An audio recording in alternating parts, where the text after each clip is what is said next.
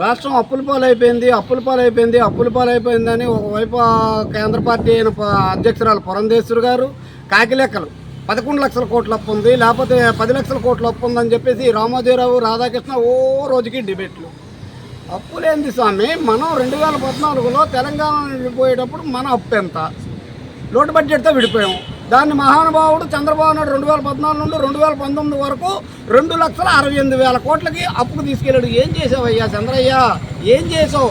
రాష్ట్రంలో ఏదైనా ఒక పథకం పెట్టావా? నీ 14 సంవత్సరాల ముఖ్యమంత్రి కాలంలో నేను పెట్టిన పథకం ఇది అని ఒక్కటేనా చెప్పుకోగలిగే శక్తి నీ దగ్గర ఉందా?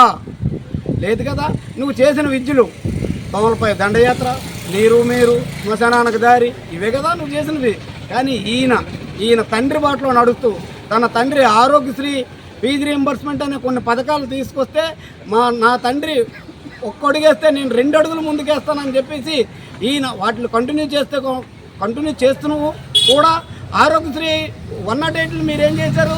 స్క్రాప్ కొట్లలో పడేశారు.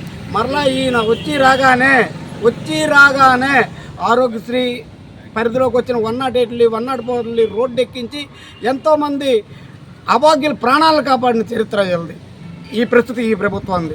మరి మీరేం చేశారు స్వామి? మీరేం చేశారో ఒక్కసారి తిన్నగా ఇదిగో నేను ఈ 14 సంవత్సరాలు సువర్ణ పరిపాలన అందించాను, ఈ నా పరిపాలన చూసి నాకు ఓటేయండి అని మీరు చెప్పేదమ్మ మీ దగ్గర ఉండాలి కదా. జగన్మోహన్ రెడ్డి గారు ఏం చెప్తున్నారు? నా 58 నెలల కాలంలో నా పరిపాలన నచ్చితే మీరు నాకు ఓటు చేయండి, లేదంటే వద్దని జగన్మోహన్ రెడ్డి జగనన్నే చెప్పాడని చెప్పండి అమ్మా అని చెప్తున్నారు. ఆ ధైర్యము, ఆ గట్స్ మీ దగ్గర ఏమో ఉన్నాయా? మీరు ముగ్గురు కాదు కదా, 3,000 మంది వచ్చినా ఇక్కడ రాష్ట్ర ప్రజలు ఆల్రెడీ నిర్ణయించుకునే ఉన్నారు. రేపు 13వ జరిగే ఎన్నికల్లో, జూన్ 4వ తారీఖున జరిగే కౌంటింగ్లో వై నాట్ 175 అనడానికి సిద్ధంగానే ఉన్నారు. రాష్ట్రం అప్పులు ఎంత అయిపోయింది స్వామి? మొన్నేగా పార్లమెంట్లో నిర్మలా సీతారామన్ చెప్పింది 4,4,4,4,7,2 అని. ఈ నెంబర్లు ఫ్యాన్సీ నెంబర్లు కాదే, మన రాష్ట్రానికి ఉన్న అప్పుతోలక సంఖ్య. కూడుకో చంద్రబాబు, ఒక్కసారి నా వీడియో చూసాక కూడుకో. ఏ సెక్టర్లో ఎంత అప్పు చేశాడో జగన్మోహన్ రెడ్డి స్వామి. 21% క్రెడిట్ రేషియోతో ఉన్న నువ్వెక్కడ, 12% దించిన ఈయనెక్కడ? అప్పుల్లో నువ్వు ఉండేటప్పుడు మన రాష్ట్రం స్థానం ఎంత? ఈ ప్రభుత్వం వచ్చిన తర్వాత మన రాష్ట్రం స్థానం ఎంత? అంతెందుకయ్యా, ఈయన ప్రమాణ స్వీకారానికి మరుసటి రోజే కదయ్యా మీ ఆర్థిక మంత్రి యనమల రామకృష్ణుడు ఖజానాలో 100 కోట్ల లేదు, జీతాలు అలాగిస్తాడంటే మీ ఆదిగురువు రామోజీరావు బ్యానర్ ఐటమ్ రాశాడు. ఇవన్నీ మర్చిపోయావా చంద్రబాబు? ఒక్కసారి గుర్తు తెచ్చుకో స్వామి.